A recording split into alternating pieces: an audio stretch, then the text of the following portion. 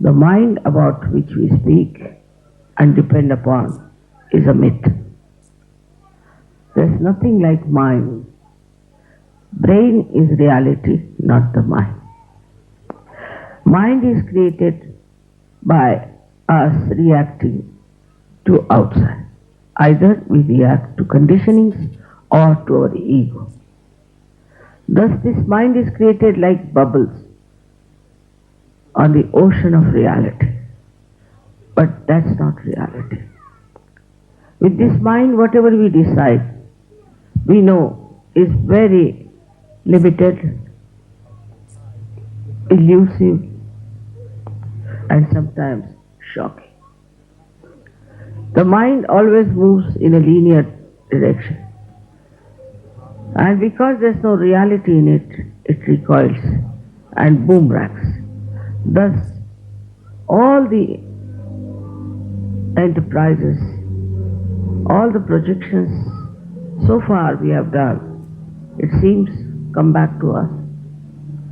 Whatever they discover comes back to us as a big destructive power or a very big shock.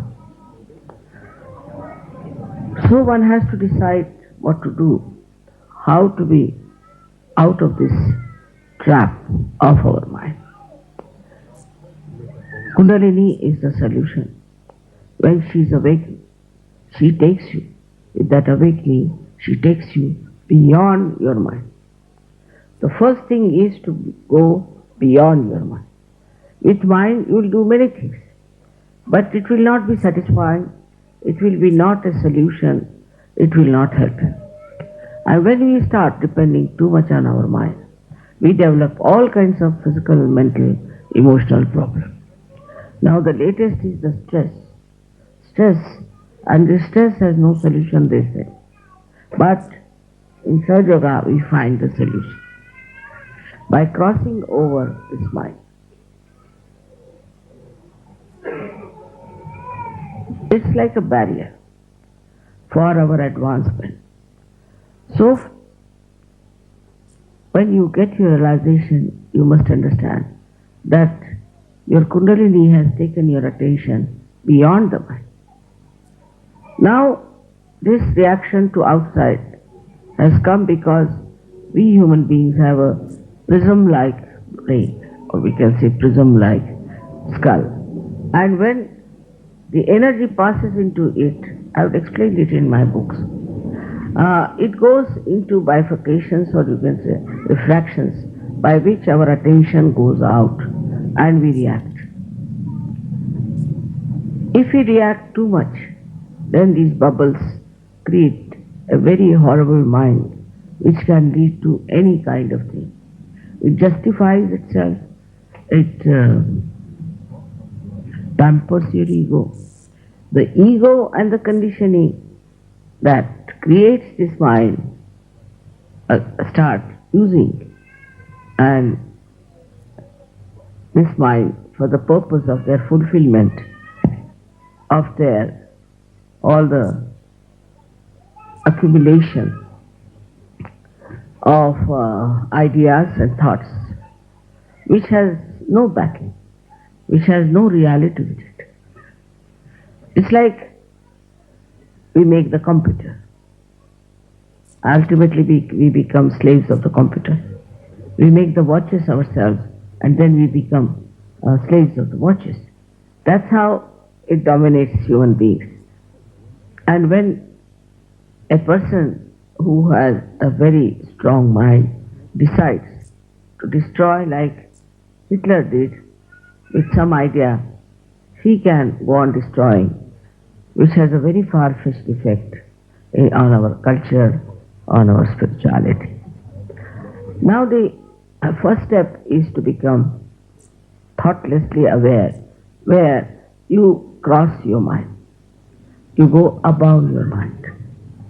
Mind cannot affect you. This is the first stage, as we call it, thoughtless awareness.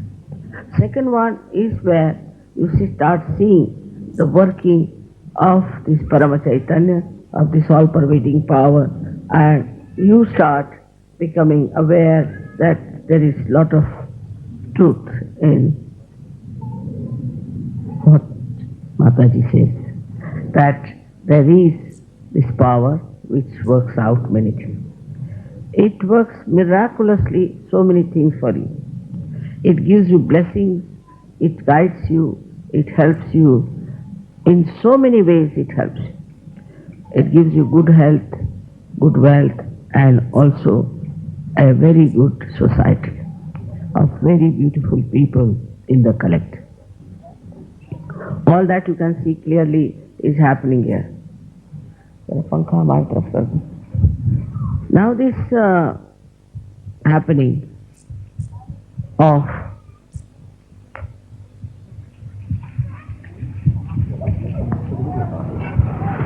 achieving thoughtless awareness is very simple and easy.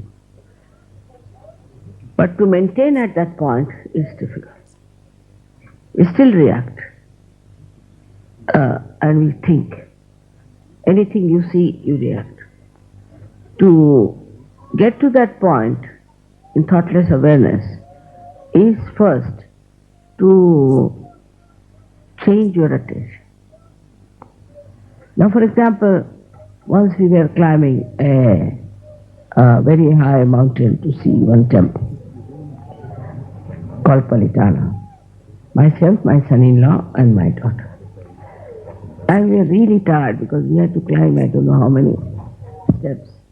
And when we went up, we were tired, and there was a little canopy made of beautiful marble carving. So we just laid down there. They were very tired, and they said, "What is this kind of a temple?" Grudging. While I looked up and I saw lots of beautiful elephants were carved. So I told my son-in-law, "Look at these elephants. They all have tails of different types." He said, "Mommy, we are all dying. How can you see the tails of elephants?" But if just to divert their attention from that tiredness, I told them that why not see these tails of the elephant, which is very different. So what happens that when you are putting your attention so much to outside all the time, then you must first of all also divert your attention. For example, you see these beautifully made things here. Your attention is something else. Just try to enjoy the beauty of that. See, there are beautiful carpets. Just look at them without thinking. Because they don't belong to you, so no headache. They belong to somebody else. It's very good. Otherwise, if it belongs to you, you start thinking, "Oh my God, I've spread them here. What will happen? They have to be insured," or some sort of a thing like that. That's common human reaction. But if it doesn't belong to you, you can watch it nicely. Now you watch it and don't think. You'll be amazed when you see the beauty that is put inside this. You'll see the artist who has put his joy, his exuberance into it. And you'll be amazed after realization that this exuberance will fill into you and a cool kind of a relaxation will come into you. And this Kundalini will rise and you will become steady in your thoughtlessness. So whenever you look at anything, look at any beautiful thing, even say today's election, just watch the man who is elected. Watching him itself gives him blessings, gives him better ideas. You get also ideas which are coming from reality, which are there. How to make this man a successful person, or this country a successful democracy. All these things happen when your attention is diverted from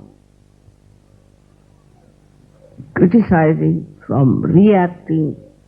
Just you watch, become the witness, try to witness of it. It's not so very yet practiced. So far I've seen that whenever even we get our achieve our realization, we don't realize that we have to witness it. When you start witnessing through your spirit, then you don't see the bad points of another, but you see the good points. You just pick up the person with very good points. See, so once you see that, the witness state enlarges and you start enjoying another person. You start enjoying everything that is there. Even a small blade of grass you can enjoy